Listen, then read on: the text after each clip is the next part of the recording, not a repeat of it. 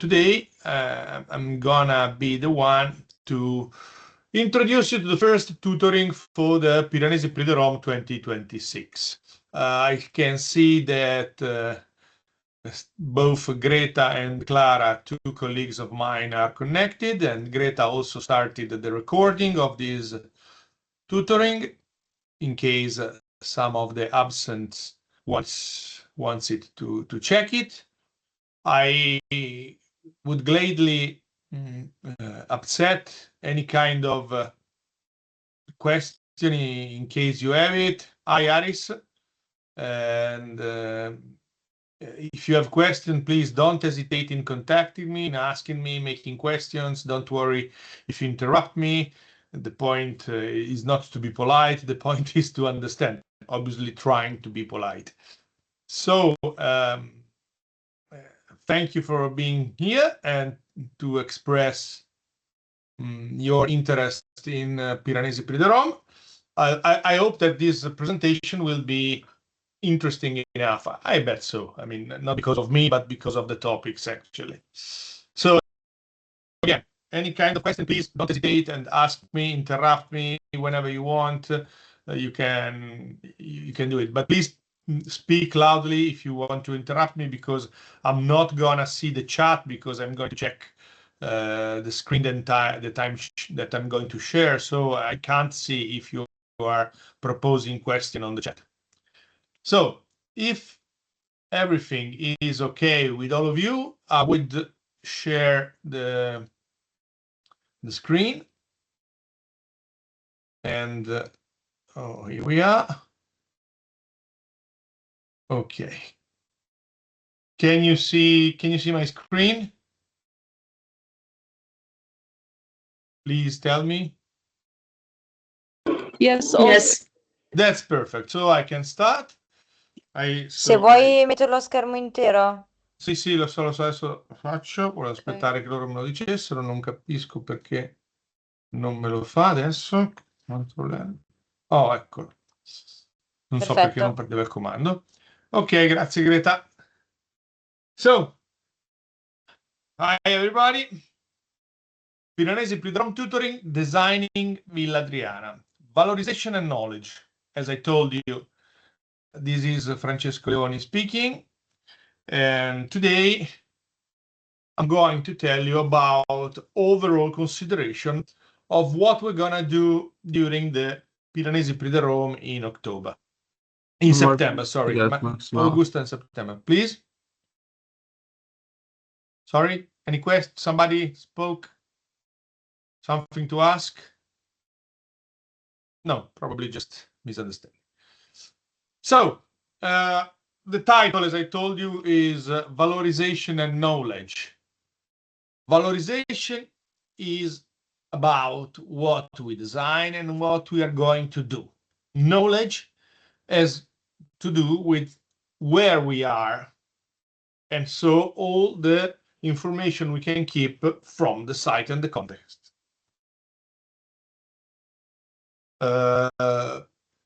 Valorization. We can have two kinds of valorization that can be applied when we are going to apply our intervention on an archaeological site or anyway on a cultural heritage site. The first one could be a physical architectonical valorization that consists in interventions on the asset.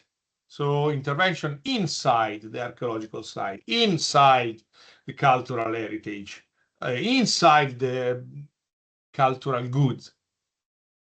The second kind of valorization we can have, that is the strategic and productive kind, consists in intervention outside the asset. Here you can see two different approaches, even in the images. On the top right, you can see an intervention from Carrillo de Gracia in Lisboa at the Castello of São Jorge, where the intervention from Carrillo insists straight and directly on the ruins. The second one, on the bottom right, is an intervention from Emilio Vázquez Consuegra where, as you can see, far behind, the museum and the musealization intervention is not insisting strongly and directly on the ruins. The valorization of the first kind are the physical and architectonic ones. For example, can be the most famous probably are the one in the Parthenon in Athens or in the Colosseum in Rome, where all the intervention that the archaeologists, the designers, the architects are applying on the site are exactly insisting on the ruins.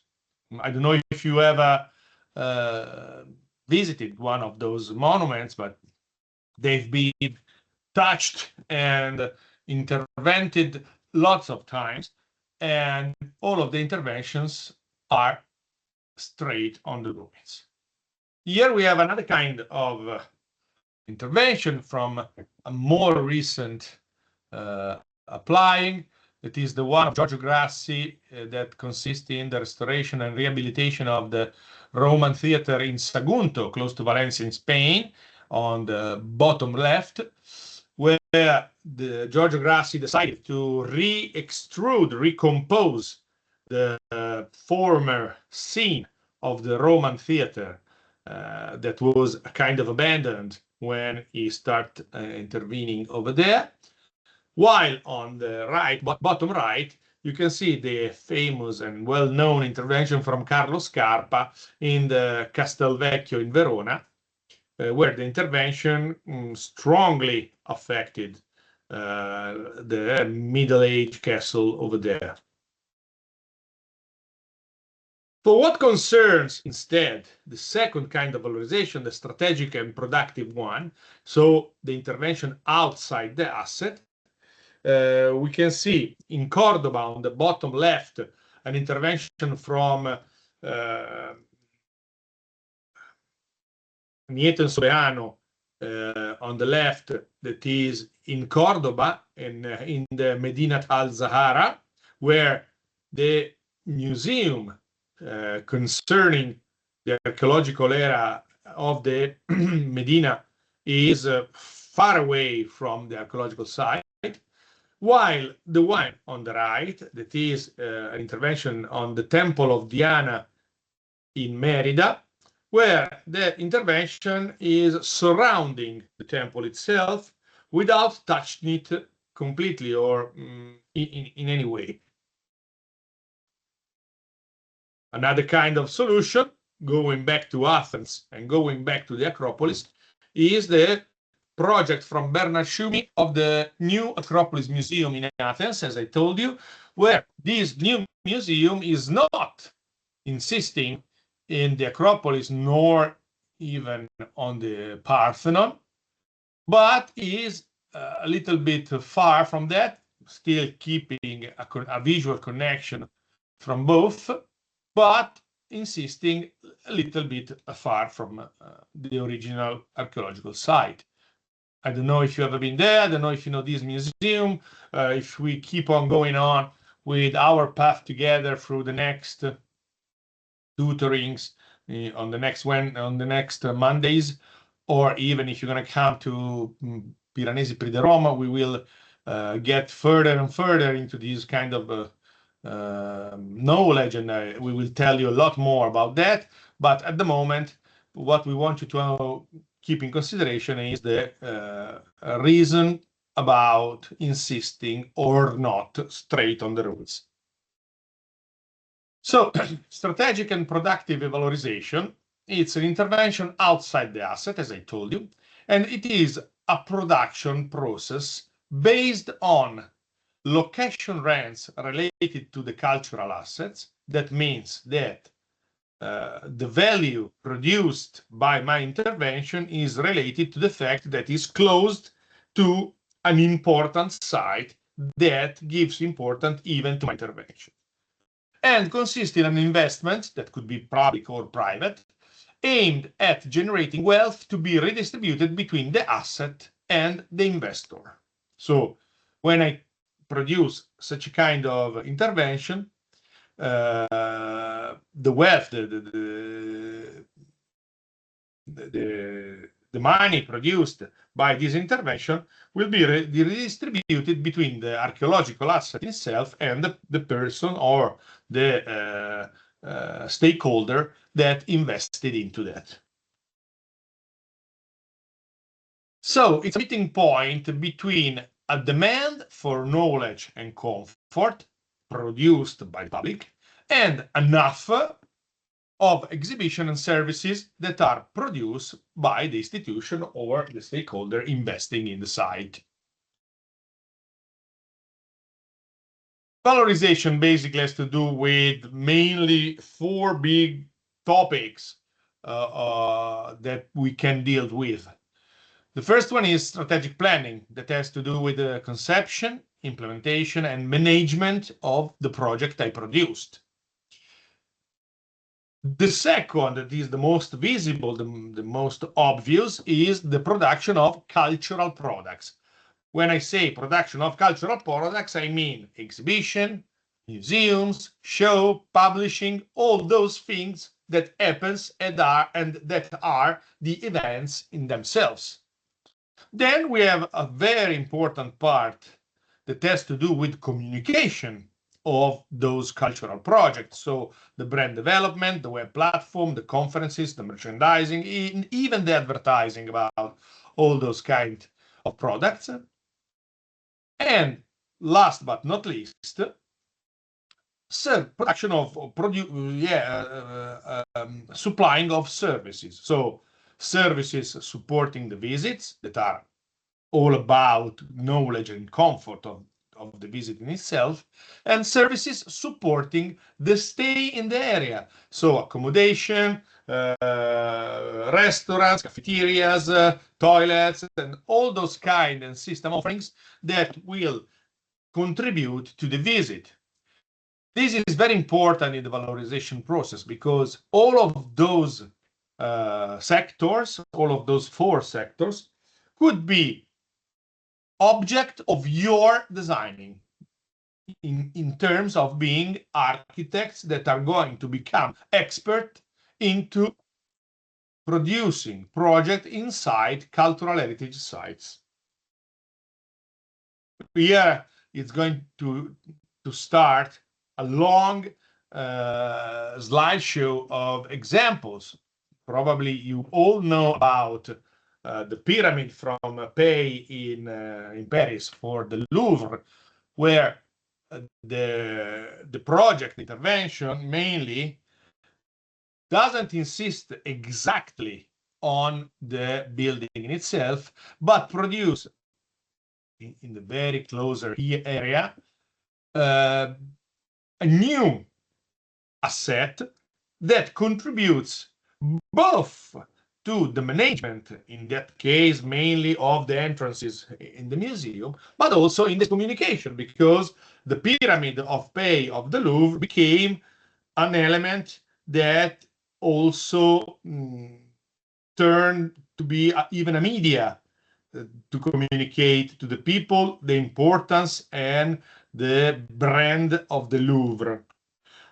A brand that is that well known that can be exported even somewhere else that is not nor the Louvre in itself, but not even in Paris. For example, you probably know this project in Abu Dhabi from Jean Nouvel, where Abu Dhabi asked Louvre to have the chance to use the name of the Louvre Museum to exhibit all those parts of the collections that are not visible because are kept into the storage rooms. So all those elements has been moved, or not all of them, but part of them has been moved in the Abu Dhabi Museum designed from Jean Nouvel. The museum can anyway use the Louvre name, the Louvre brand, that is definitely a worldwide known one. And so this will help both Abu Dhabi in increasing the touristic traffic over there, both the Louvre that can exhibit all those parts of the collections that can't be exhibited in Paris because of lack of space, basically. And nonetheless, even the chance of producing an amazing architecture that becomes something that is important to be visited for the quality of the architecture in itself. So the people is going in this new museum in Abu Dhabi, not only to check the collection from the Louvre, but also to check the architecture from Jean Nouvel considered as a piece of art. This is good for both Abu Dhabi and both Museum of Louvre in Paris.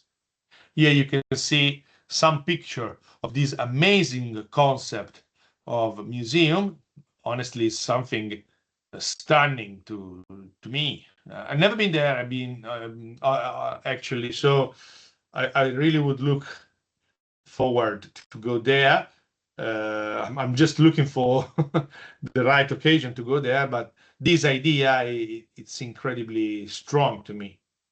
And even the interiors are incredibly powerful.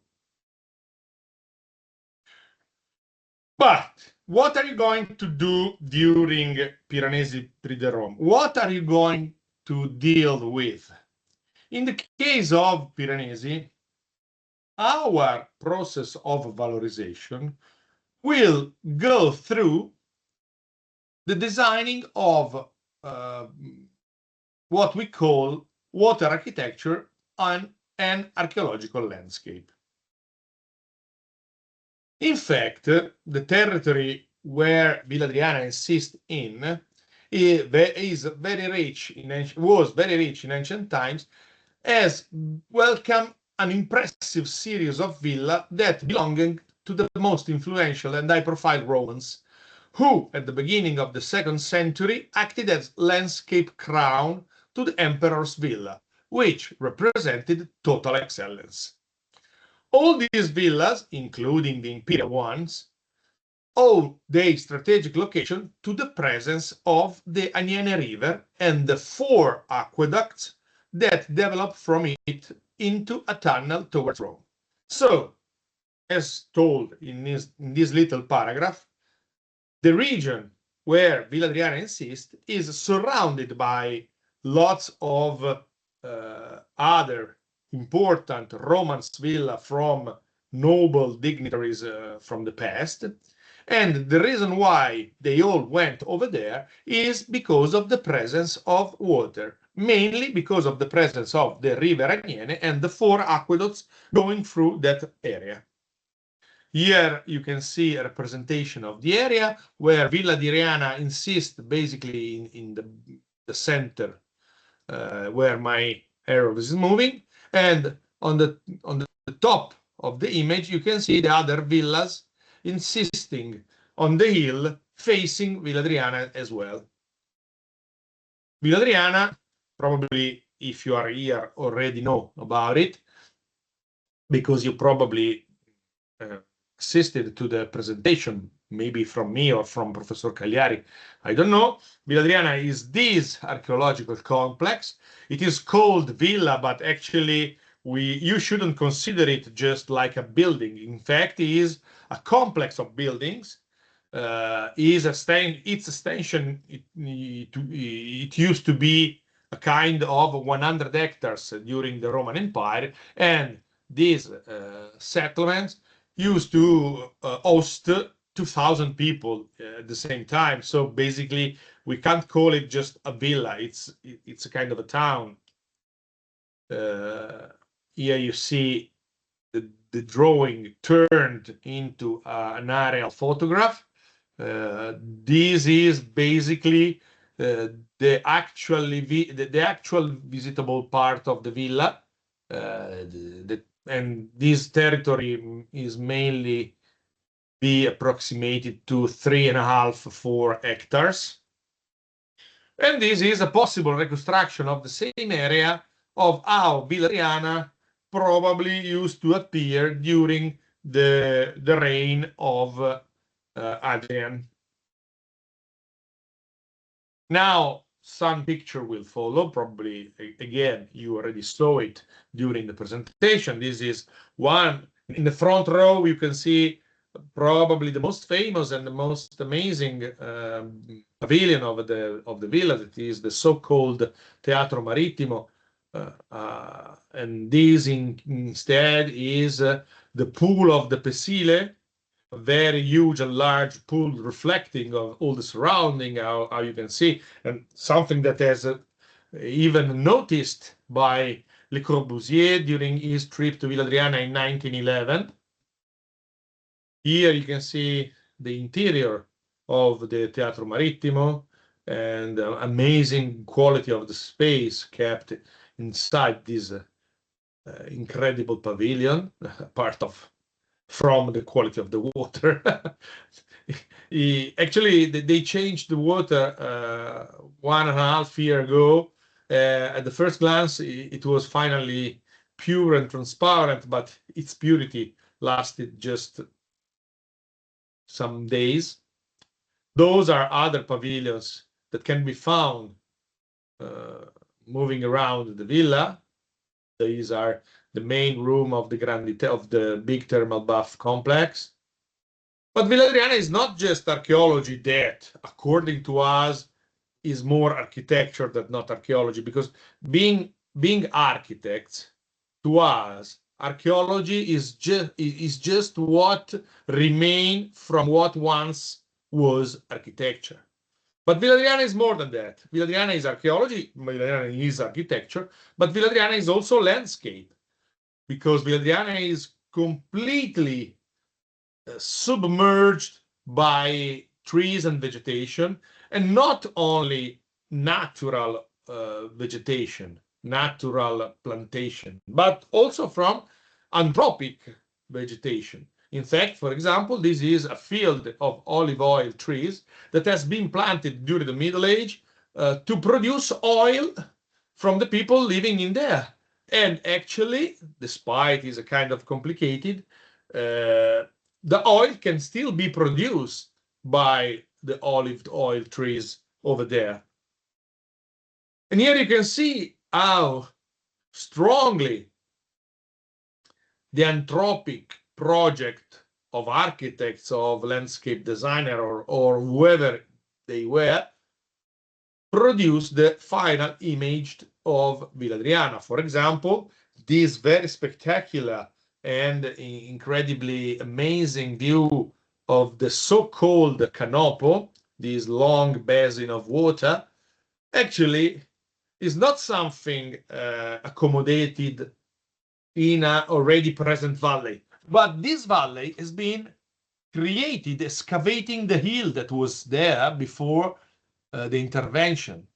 And so the saddle created in the middle now hosts this long and amazing pool that reflects the surrounding again. And here you can see how strong is the connection between archaeology, architecture, and the landscape design all around. This is the far back of the Canopo, where the final element hosting and keeping all the perspective views from the starting of the long canal, I would say. This is a view during the night. If you are going to be lucky, maybe we can have a visit during the night. Unfortunately, the villa is not open every night because problem of money, basically, because enlightening the villa has a great cost, not only in terms of electricity, but mainly in terms of people that should be paid to be there and to make the surveillance and the maintenances to the nocturnal visitors. This is another important, very important and strategic site inside the Villa Adriana. This is the so-called Piazza d'Oro, the Golden Square. that actually now can't be understood the way it was or the way it used to be. In fact, all these big squares surrounded by porches and by cupolas and domes usually used to be flooded by water that, rising from the bottom, could have let the vegetation rise and also create scenographical effects on the surrounding. Here you can see Villa Adriana is also a very important and understandable book of technology, of Roman building technology. So being in there can help you in understanding how a building used to be done effectively. But now let's keep on talking about water. In fact, after Villa Adriana, an expression of the acqua captiva, Villa d'Este and Villa Gregoriana, albeit in different ways, continued the tradition of the Aniene villas. When we say acqua captiva, we mean that kind of water that has been encaged by the work of man to produce effect or movement. So it's channel of water that, independently by the way it will appear, has been moved and has been channeled to fulfill the needs of the designers. The examples that are insisting in Tivoli, Villa d'Este and Villa Gregoriana, presents two different ways of using the channeled water. The first, the one of Villa d'Este, through a rigorously geometrical system, is powered by a channel made specifically for the purpose of giving life to the aqua ex machina, exhibiting magnificent fountains and water features.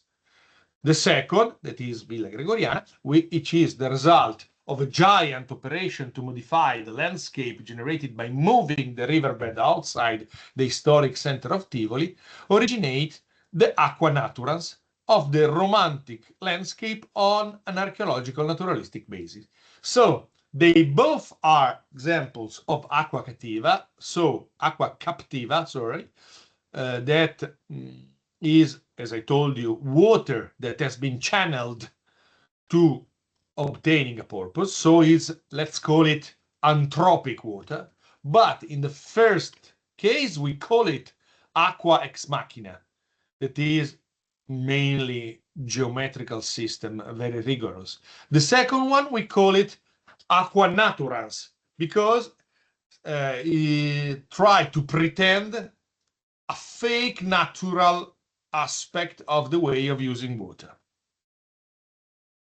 Here you can see a scheme of the territory from Tivoli to Rome. Rome is exactly at the end on the left of these images. You can see the darker part. And here it's pretty clear how the river Aniene used to run, and even the pathways of the 4 channel aqueducts that I told you about, that brings water from Tivoli or even before to Rome itself. The same water has been used to supply both Villa Adriana and Villa d'Este and Villa Gregoriana. Here you can see a closer image of Tivoli with the dotted lines showing the movement of the aqueducts. And here you can see a larger image of a Villa Adriana. Villa Adriana is basically here in this side. And it's pretty clear from this aerial view that Villa Adriana is a kind of an island surrounded by the 2 sides of the same river that used to surround it. So the river used to run all around Villa Adriana. That helps in, first of all, obviously defend Villa Adriana from eventual attacks, but also used to help the construction with the movements of the materials for the construction of the villa itself. Sorry, I stopped just a minute just to ask you if everything is clear, or do you need other kind of explanation, even if my voice or my way of speaking is understandable enough. Can you tell me if everything is okay? Everything is fine. Okay, so I'm comprehensible enough. Okay, so this is a graphic representation of the area with all of the main areas. So this is the main entrance of the actual villa, not the original entrance. This is the area of the Cento Camerelle. This is the area of the Pretorio. This is the area of the fountain walls. This is the passage of the aqueducts here. You can see very clearly the aqueducts again, and other part of the villa represented in this image and also representing this photograph underneath. Here, instead, you can see from the top Tivoli, because Villa Adriana is in the municipality of Tivoli, but actually is in a zone that is partly afar from here. And mainly the historic center of Tivoli is this one. Here is clearer. Now we got closer to the center of Tivoli, and this is the intervention in Villa Gregoriana. On the other side, we have the intervention of Villa d'Este. Even from this view, it's pretty clear to understand how different the two interventions of aqua captiva, so the anthropic management of water, is different. In Villa d'Este, everything is rigid, geometric, and schematical. In Villa Gregoriana, everything seems to be natural and somehow romantic. Here it is a closer view to Villa d'Este. Here you can see the three big pools. This is the villa in itself. You can enter from here, and those are the gardens with all the scenographic settings. And here you can see which kind of scenography this use of the water produced inside Villa d'Este. This is a project from the 15th century. And so the use of the water at that time from scenographic for scenographic purposes, it was very incredible and very amazing. And visiting it in the night could be even more amazing. You can see and you can even wonder why. Again, some fountains inside of the gardens. While if we move to Villa Gregoriana, on the other side of the historical center of Tivoli, we can see how the setting changes completely, even if through the historical representation of the area, where this temple has always been depicted from lots of painters, and underneath the ancient waterfalls of the River Agnene has been moved somewhere else.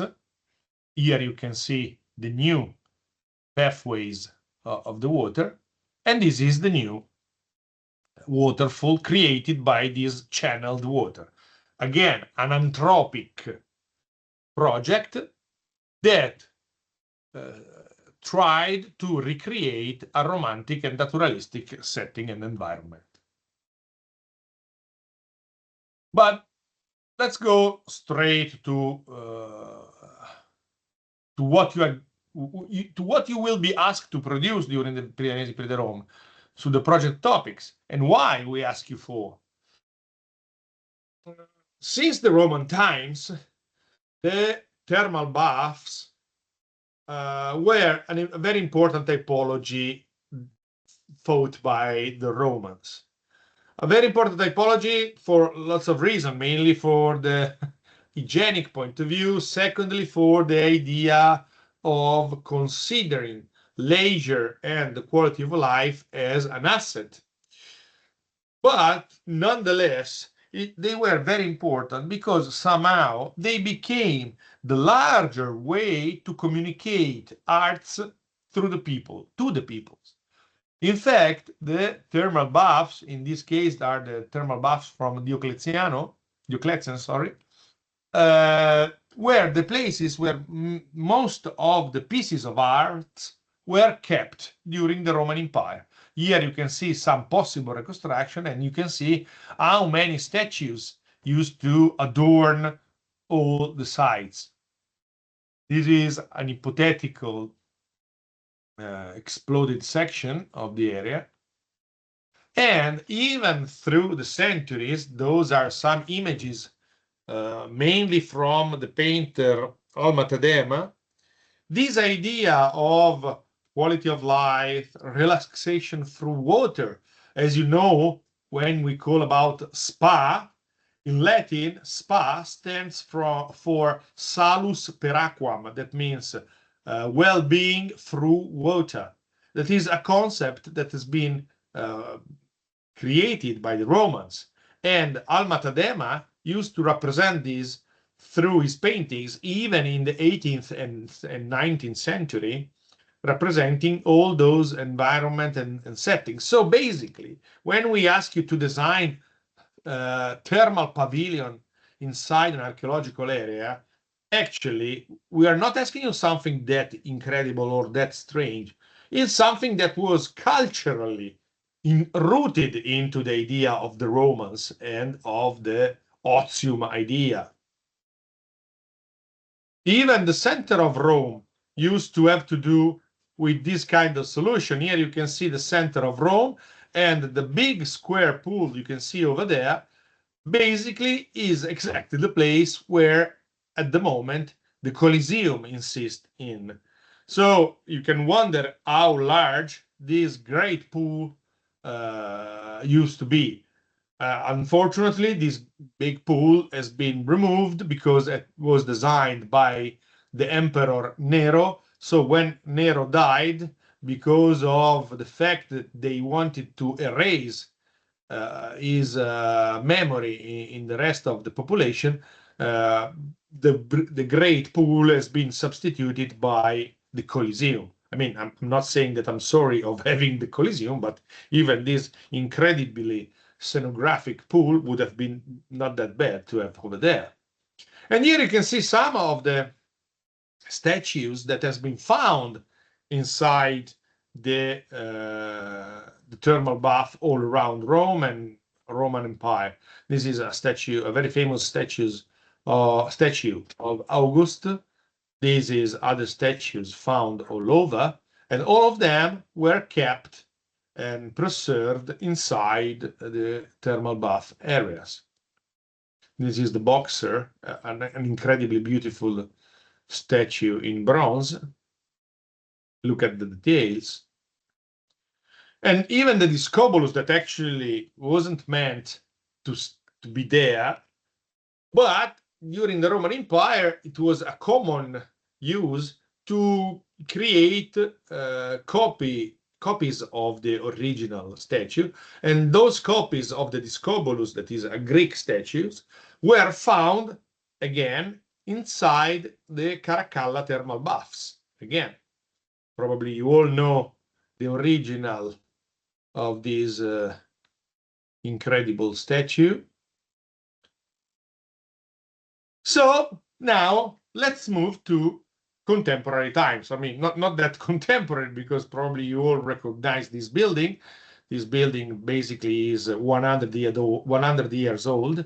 But even in this case, the idea was to recreate a pavilion where the presence of water was so crucial and important. I guess, and I bet that you all know this pavilion. This is a project from Ludwig Mies van der Rohe from 1929.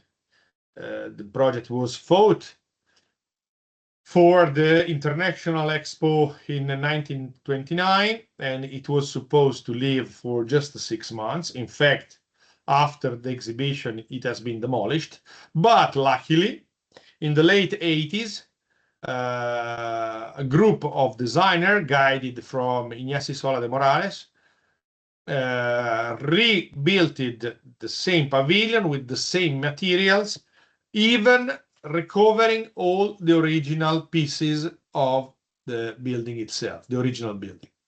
And again, not only a pavilion with water, but a pavilion with water used to celebrate arts, to enlighten the quality of art.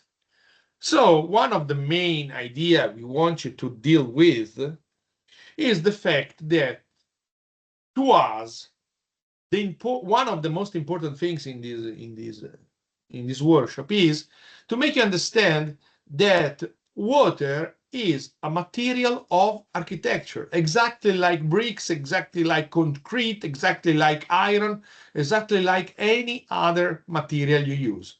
Water is a material, and this material can be used in architecture. It is strongly recommended to be used in architecture, mainly during the Piranesi period. Also because it's a material like the other, but with incredible specification. It's transparent, it's refractive, it gets the same shape of the element that contain it. So it's a very peculiar material, and it's a very appealing one. And also have always to do with beauty and well-being. Water is something that basically is the cradle of life. That's why any person identifies it as an important element. And that's why we ask you to design with water. Here again, some building, a building from Carlo Scarpa. This is the expansion of the Brion graveyard in San Vito del Tivole, a project from Carlo Scarpa, an enlargement of an existing graveyard. And even in this case, Carlo Scarpa designed lots of pavilions surrounded or touched or even connected by water. Here, for example, this picture is taken by a pavilion that is an island in the middle of this pool. This is the same pool and the same view in a different season. And this is the pavilion where the picture has been taken from. Here, some of the line of water that connects the different pavilions one to each other. And here, how the water can reflect the building and the architecture designed by Carlo Scarpa. Even the presence of fishes and other kind of animals like birds and others is enriching the quality of the space. In this case, incredibly monumental also because of it's present in itself, because being a graveyard, obviously this identify the space in a very peculiar way. Here you can see not only what's over the water, but even what is underneath the water. But other incredibly famous buildings had to do a lot with water, and also due most of its importance to water. For example, the so-called falling water, that is actually the Kaufman House from Frank Lloyd Wright in Pennsylvania. It's an incredible piece of architecture designed by Frank Lloyd Wright according to the fact that the site used to insist on a little waterfall. But even in recent times, and maybe in a less known way, the use of water to produce architecture and also to deal with archaeology and cultural heritage is very common. Here, for example, we are in Valencia, in the center of Valencia, where in an old square they decided to dig down to create a new parking lot underground. But while digging, they found all those ruins. Obviously, the findings stopped the project for the parking lot, and they started to think to produce a museum. But this museum was insisting on a former important square in the middle of Valencia. So they decided to keep the ruins underneath the level of the city and to recreate a water square over it, designing a very large pool with a glass pavement that, hosting water, would have left the people from the top to see the archaeology underneath, but also the people underneath to keep a direct eye contact with the rest of the city. And since the water filters the ray of lights from the outside, the quality of the light inside this museum, basically, is incredibly beautiful and relaxing, because the light is diffused, because the light is always moving, shaking, because of the water filtering it. And so the quality of the overall context improved a lot, both underneath the water and over the water.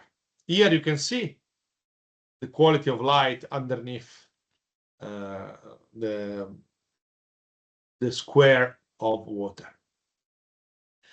And the connection between beauty and water, connected and designed through architecture, it's very common. As we saw sculptures in the thermal bath in Rome, even in a contemporary acception, here we can see a naked woman that is meant as a sculpture laying inside a thermal bath in Vals. Probably you know the project of Vals thermal bath from Peter Zumthor, and those pictures are representing a very famous top model as Letizia Casta inside this incredible environment. So again, architecture, beauty, and water. People go there to have a relaxing thermal bath section, but also to deal with the quality of the architecture. That is exactly what we ask you for during the Premio Piranesi. Here you can see the way light designed the space, and even how the light can be inside or outside the building, but still being a very important part, probably the most important part of the architectonic project. Here, an external view in the night. And this is a new installment in Rome. Actually, it's very proper in this case because the ruins you can see are the ruins of the Caracalla thermal baths, and the one in the front is the fountain that has been designed to re-evoke the presence of water in such a complex. And actually, you can clearly see how spectacular and interesting this project of valorization is related to the place.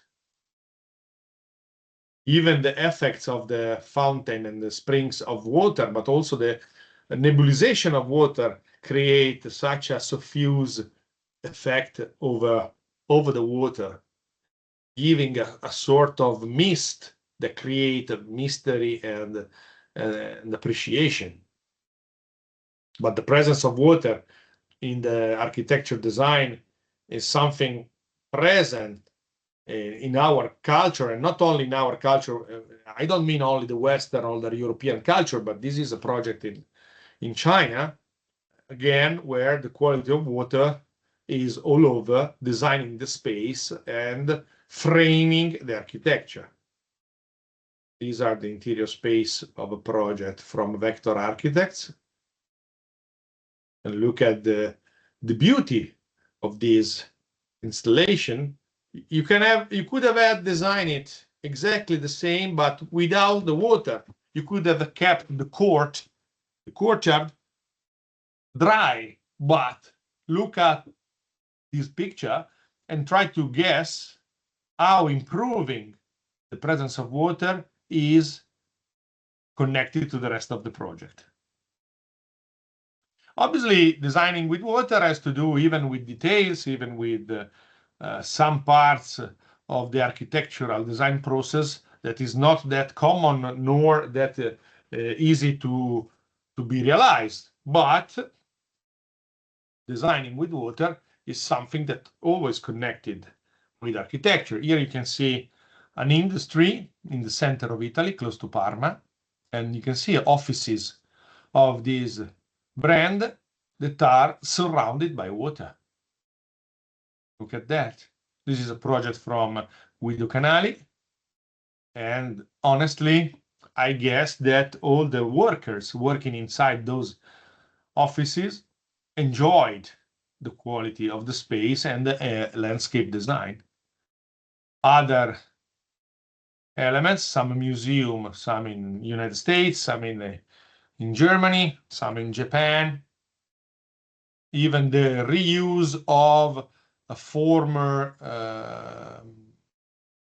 cisterns like this one that now host the water. This is a very famous museum from Tadawando. This is a project in the Mora River from the Promontorio Arquitectos Portugal. And other buildings connected with the presence of water, other pavilions that are all over. Here you can see part of the Biennale in Venice. This is the part of the Arsenal with some pavilions messing with water and with the cultural benefit, the cultural good. But water is so evoking that its presence is always symbolic and representing something that goes more than not a pure material. I guess you all know this intervention. This is the 9/11 memorial in downtown Ground Zero in New York, Manhattan. Here you can see the project, and down on the right, the building during its construction. In fact, you can see that in the backwards, the One Trade Center tower on the backwards was just beginning. And that's it. Basically, water is something that enrich the quality of architecture. In this case, this is an exhibition of architecture in Switzerland in 1999, and Mario Botta decided to reproduce a model 1:2 of San Carlo alle Quattro Fontane in Rome. So this section of a model, but the peculiarity of this model, apart of the dimension and the idea of having a section, is that the model was floating on the lake.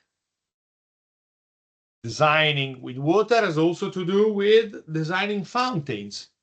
I mean, this is the well-known fountain of Trevi, Fontana di Trevi in Rome, one of the most touristic places in the entire world. But actually, you can conceive it as a fountain, but you can also conceive it as a facade of a building. That makes all the difference in the world. Those are some closer images. And adding a layer more, you can use water to design a fountain that is a facade that can host happening. In this case, a fashion show.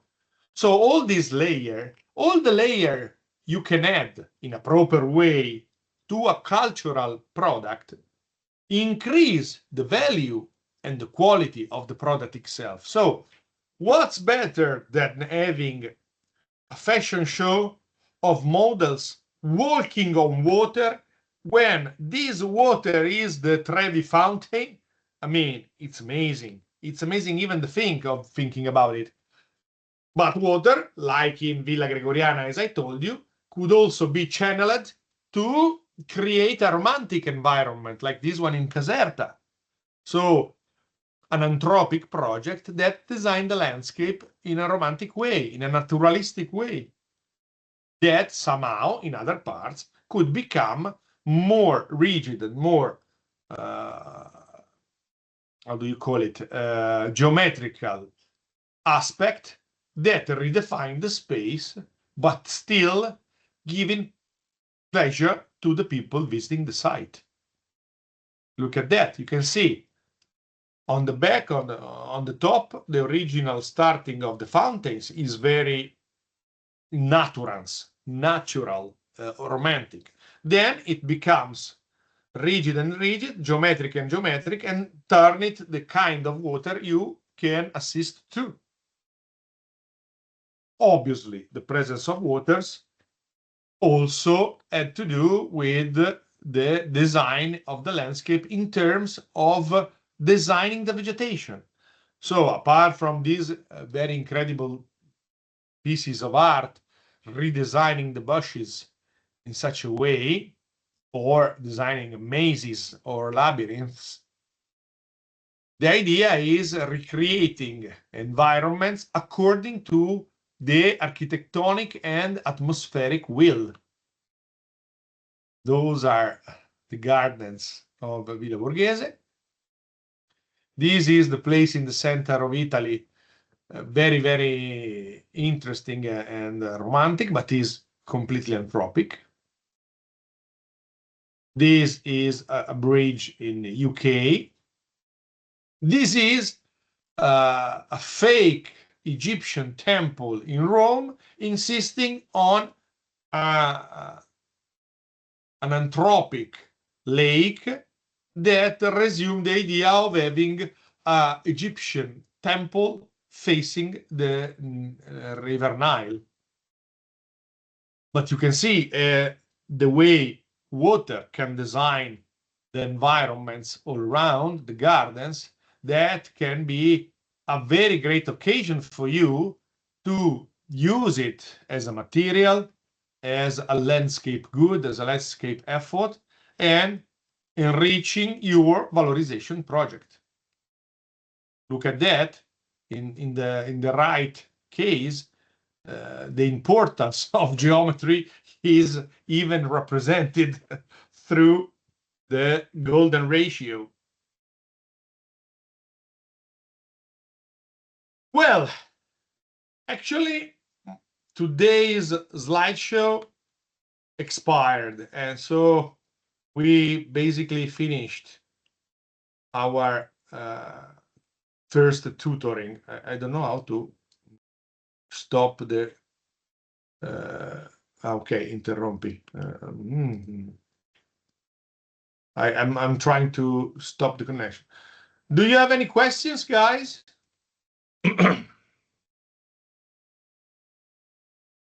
Is there anybody out there that are interested in deeping any kind of question or of something you want to ask? I'm here just for that, so please don't hesitate and feel free to ask whatever. Hello, dear professor. Can I ask something? Did you Yeah. understand? Yeah. Are you You're hearing Guram? me well, right? Yes. Hi, Guram. You can hello. turn on the video if you like. Okay. I'm in university. Okay. That's okay. I think it's not weird.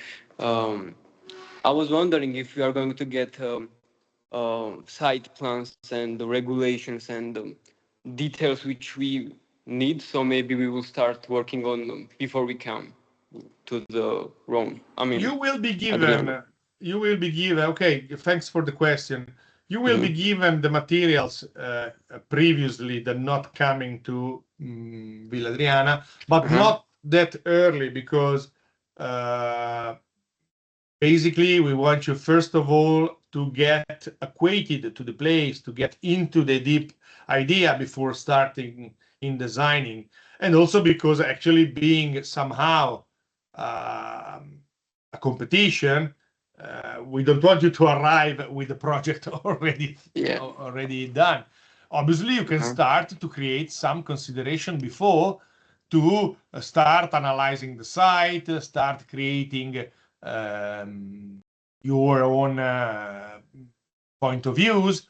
But I don't know your case, but when you come, I don't know if you will have already a group that is composed from the start, or you are going to join someone else from other groups. So maybe you have to merge the different position and the different possibilities.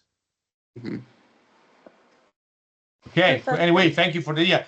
We will give you the material. Probably it would be sometimes between the end of June and the beginning of July. I don't remember exactly about that, but don't worry. You will get informed about that.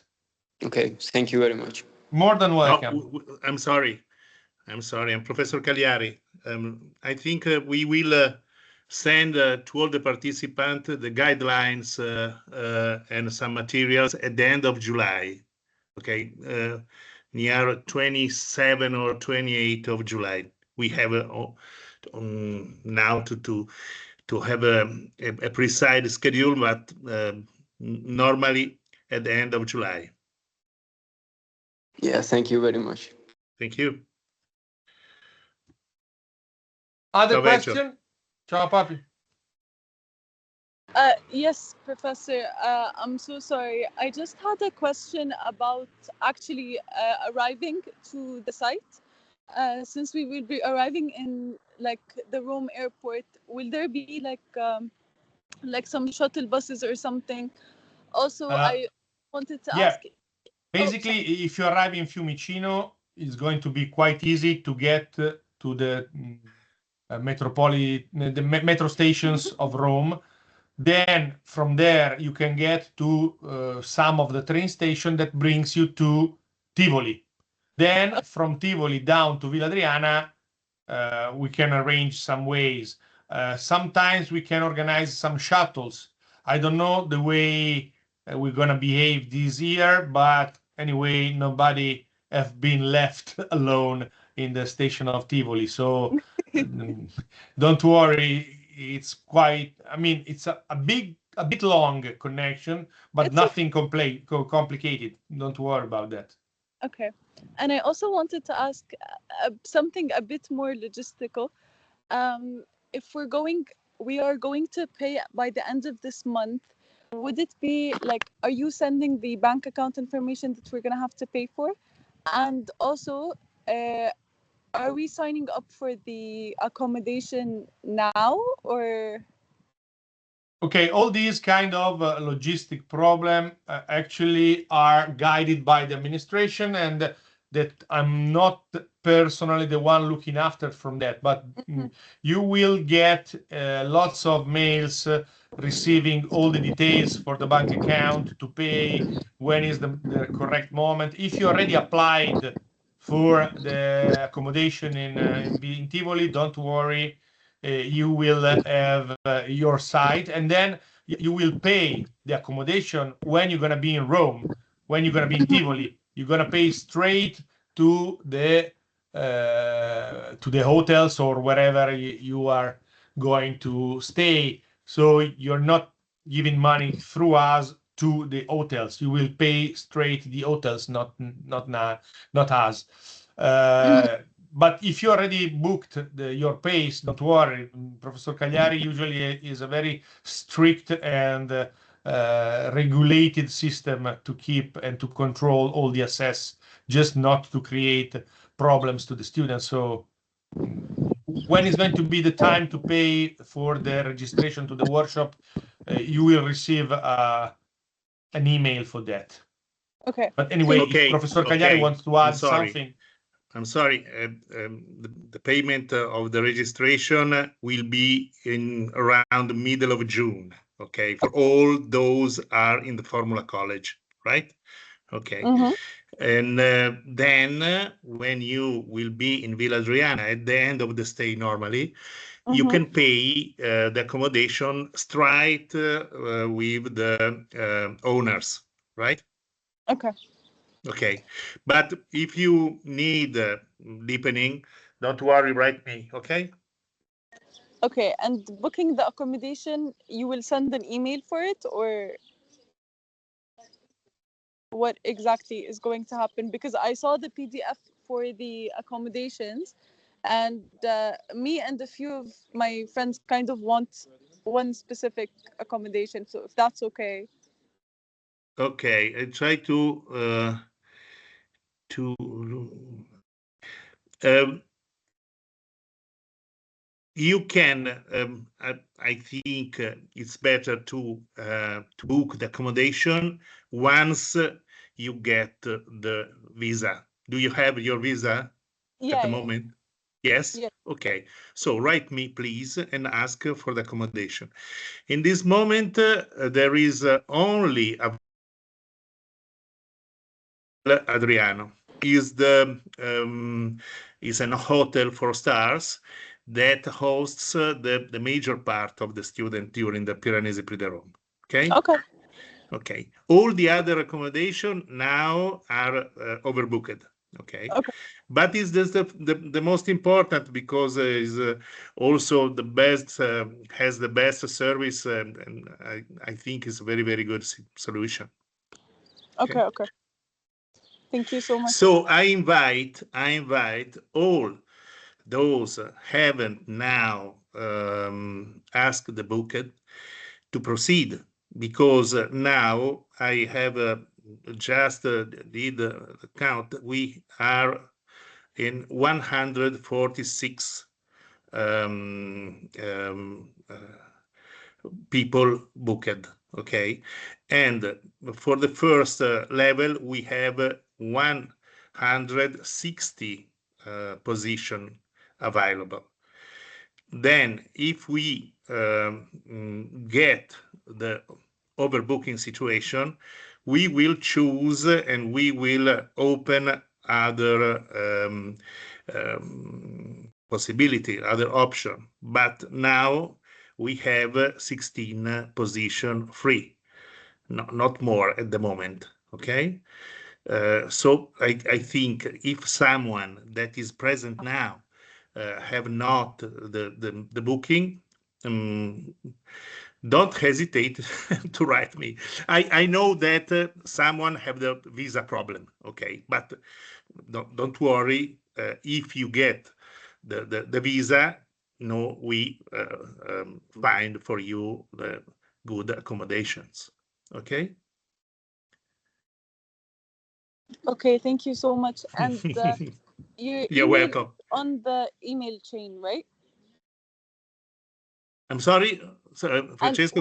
we have your email, right? It's on the PDF and Yes, everything. yes. My Okay. email I write in chat. Okay.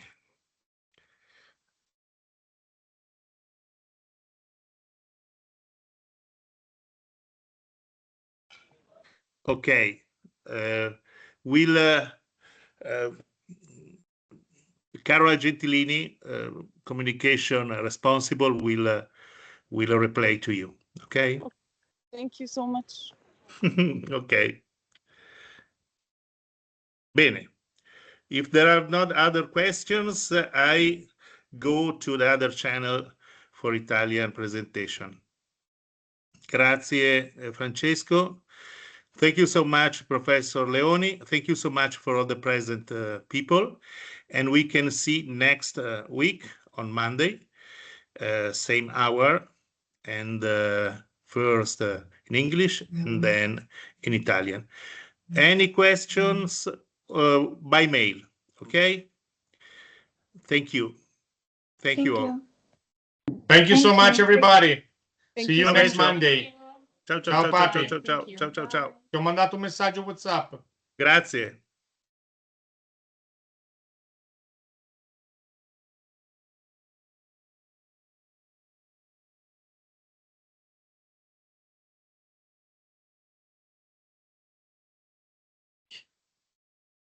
Sorry, could I ask you a question?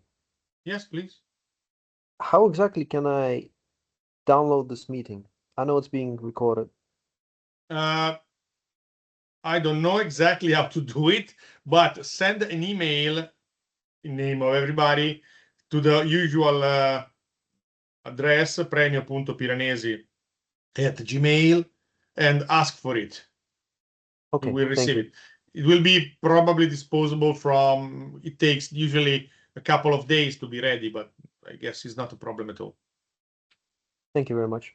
You're welcome.